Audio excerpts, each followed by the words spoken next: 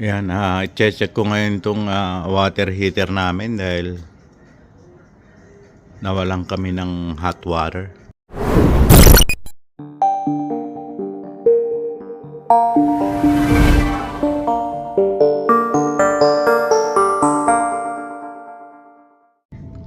Yan po yung window niya. Walang ilaw. Tapos dito naman i-flash. Kasi kailangang i-flash ng at least every year. Binuksan ko to dahil hindi na gumagana yung spark niya. Ayan, dumating na yung order ko na gas controller.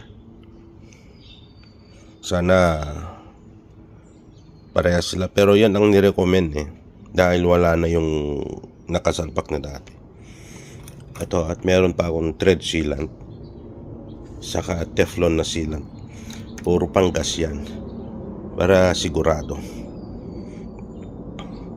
Siyempre, hindi mawawala ang kape saka speaker. Yan po yung pinaka plate niya.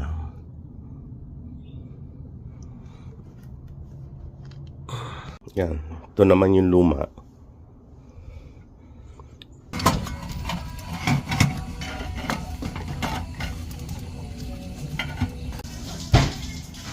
Ayan, na-drain na. Dami. Ayan po, at kinakargahan ko ng tubig. Ngayon, susunod ko yung kung may leak ng gas.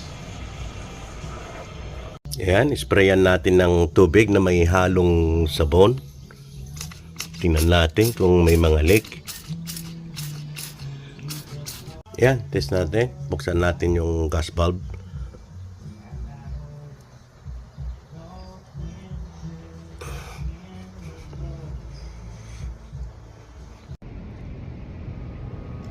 Mga kakabsat, nag-decide na akong palitan na lang ng buo yung water heater dahil may piyesa pang depekto. Kasi yung bibili pa ako noon, bumili na ako ng buo. At wala na rin akong time na mag video sa tatanggal ng luma saka yung pagkakapit ng bago. Yun po, mahirap kasi mabigat.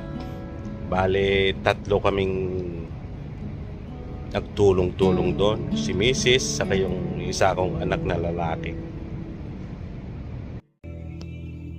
Ayan mga kakabsat, at overtime ako ngayon para matapos ko tong water heater. Bale, pinalitan ko na yung buong tangke, buong system. Yung medyo bago-bago na. Kasi naglolo ko talaga.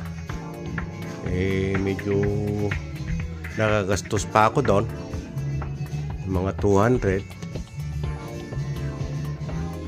Kaya pinalitan ko na lang ng buo. Ayan, alas 9 na ng gabi. Yan, at linagyan ko na rin ng date. Saka nilagay ko na rin yung takip. Chinek ko rin yung mga kung may mga singaw. Okay na, tapos na. Kaya pagod. Talagang in-overtime ko dahil isang linggo ring wala kaming tubig na mainit. Kaya ito, umpisa na magliligpit. Ayan, at inahapos ko na lahat.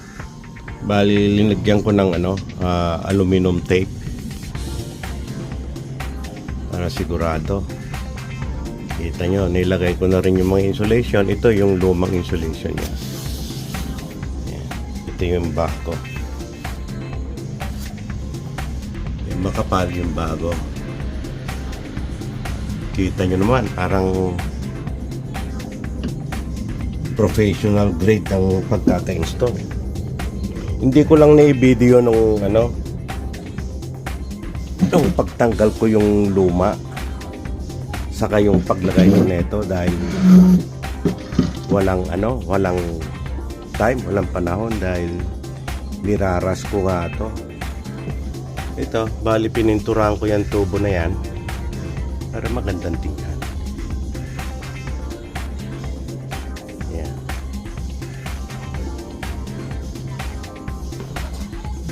Bali natapos na. Ito naman yung luma. Talagang pinalitan ko na, may mga tama na. Bakit? Matagal na. Ewan ko lang kung pwedeng i-recycle to.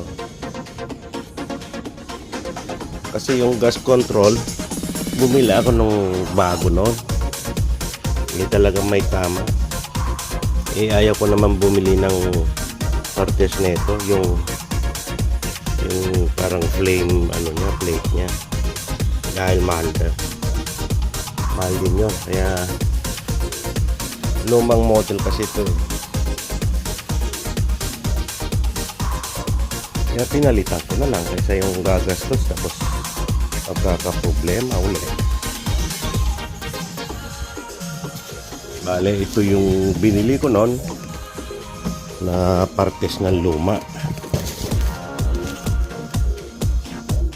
Ito yung binili ko noon. Pero tingin ko hindi pwedeng ibalik.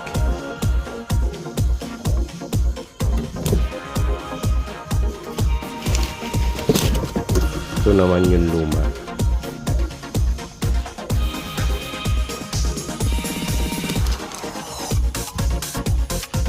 Di siguro pwedeng ibalik to dahil kinabit ko na nun.